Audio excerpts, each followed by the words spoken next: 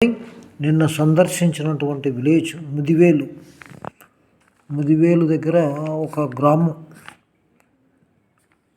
ఈ గ్రామం పేరు కోసుగానిపల్లి.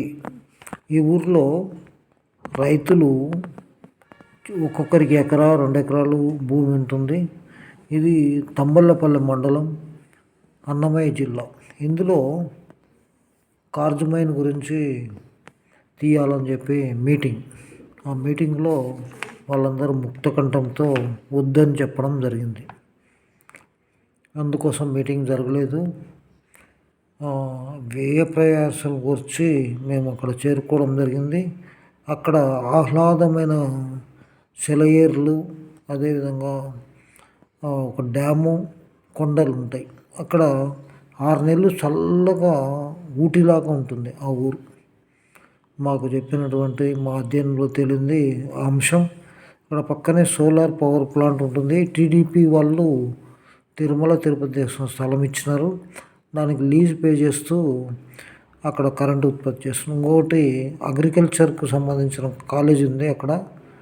ఇవన్నీ కూడా అన్ని కొండలతోటి ఆహ్లాదంగా ఉన్నటువంటిది.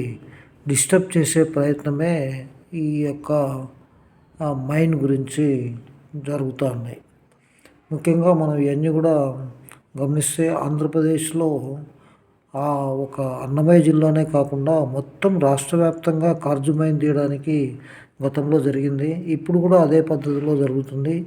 గుత్తిలో కూడా ఇదే పరిస్థితి. హైవేకు చాలా దగ్గర ఉంటుంది. అదేవిధంగా టెంపుల్ దగ్గర ఉంటుంది. ఇవన్నీ కూడా పరిగణన తీసుకుంటే ఈ తెల్లగా ఉన్నటువంటి కార్జుమైన్ వల్ల చక్కని వాతావరణం, అదేవిధంగా చల్లగా ఉండడానికి ఇవన్నీ కూడా పరిస్థితులు ఉన్నాయి. దీనంతా తీసుకొని విదేశాలకు సప్లై చేసి కొంత ఆశపడడంలో ఉద్దేశం తప్పు లేకపోవచ్చు, కానీ దీనివల్ల ప్రజలకు చాలా ప్రాబ్లమ్స్ వచ్చే అవకాశాలు ఉన్నాయి. నమస్తే, థ్యాంక్ యూ.